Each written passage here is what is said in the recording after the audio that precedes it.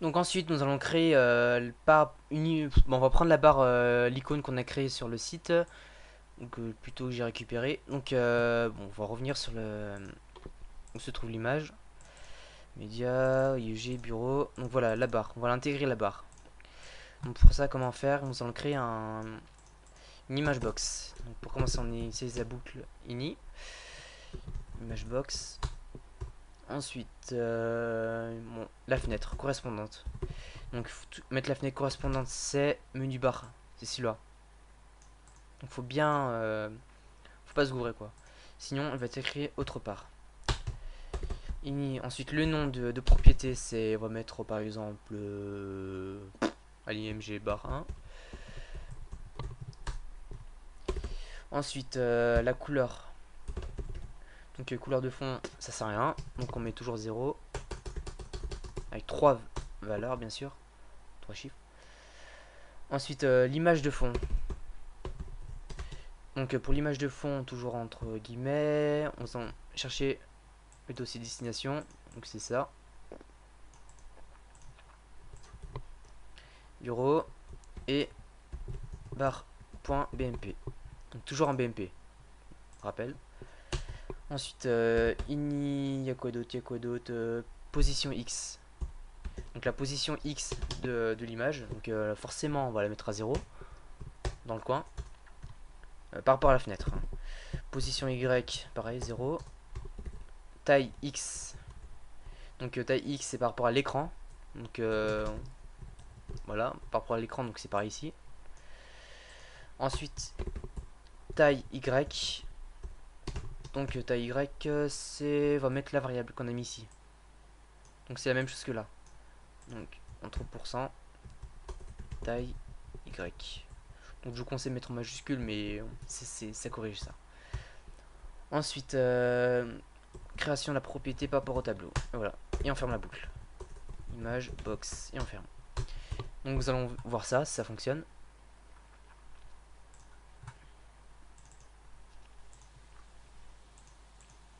Putain, toujours ce bug là.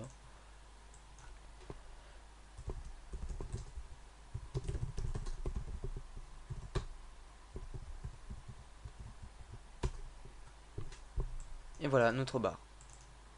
Donc ça c'est l'image qu'on a intégrée. Donc dans propriété ini list, nous avons la fenêtre avec l'image correspondante. Image box. Et voilà. Donc nous allons poursuivre pour créer aussi le petit menu, le bouton menu. Donc on peut garder ça de côté. On va juste stopper le kernel.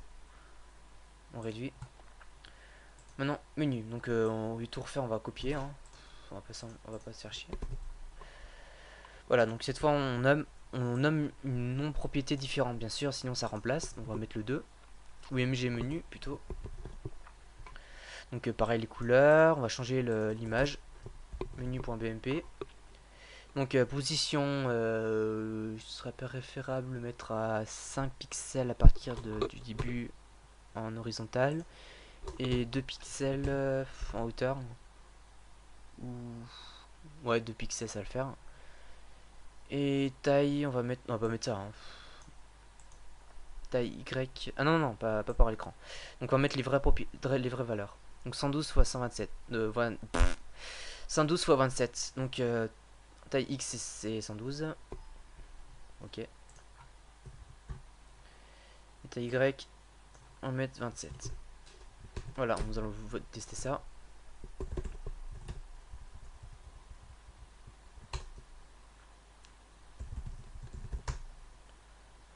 Et voilà, nous avons le petit menu. Donc je vous dis qu'il y avait toujours un petit bug, le petit violet, non, mais je corrigeais ça bien sûr. C'est le canal alpha. Donc voilà, nous avons le premier petit menu.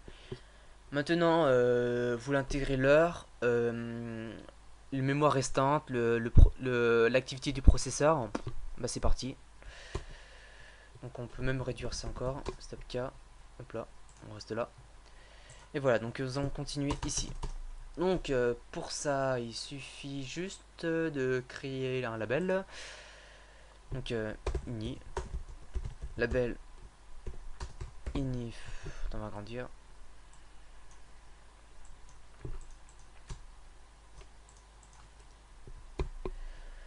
Bon c'est parti, donc ini fenêtre.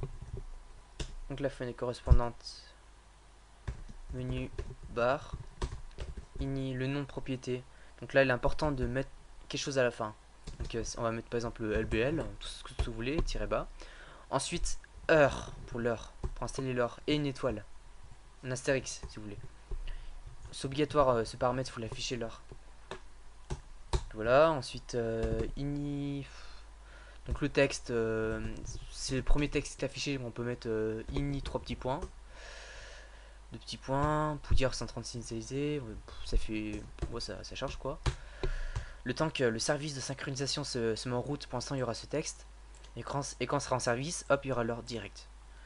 Ensuite, init x, donc position x, non taille x. Voilà. En fait, ça va se régler par rapport, automatiquement par rapport à la taille du label. Donc mettez 0. Et pareil pour taille y à 0. Ensuite, position x. Donc, position x. Qu'est-ce qu'on va faire? Bon, on va créer une variable. Donc fixe px, position xx, calculer par rapport à l'écran. Donc ça c'est une variable commun. Donc c'est l'écran x en taille en x moins 72 pixels. Donc ça va le faire. Donc on va mettre la variable px. Ensuite position y à 4. On va mettre à 4. C'est pas par rapport à l'auteur. Et puis voilà, on crée le. Non, les couleurs. Couleur fond. Donc on verra la couleur. Donc pour l'instant je mets. On verra après les couleurs attribuées. Ensuite ini couleur P. Donc ça c'est premier plan. Donc c'est les écritures. Donc toujours un petit peu grisâtre mais vraiment très léger. Ou noir complet si vous voulez. Moi je mets toujours ça. Parce que si vous avez une image complètement noire, vous pouvez voir un petit peu un petit reflet.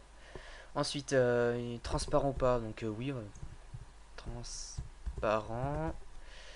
On va mettre non, pas transparent. Parce que le problème c'est transparent. Ça va écrire l'heure. Par exemple, il y aura 3 heures machin.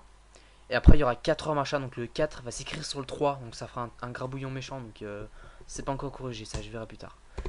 Ensuite, type. Bon, pour l'instant, ce paramètre. Ah si, c'est ça. Donc type, s'il est réglé automatiquement par rapport à la taille du texte. Donc oui. Ensuite, créer. Ini. Label. Et on ferme la boucle. Donc nous allons voir si cela fonctionne. Donc on peut écrire le texte d'avance. Et voilà, donc l'heure qui s'affiche. Voilà, on voit pas très bien, mais on la voit. Forcément avec la couleur que j'ai choisie.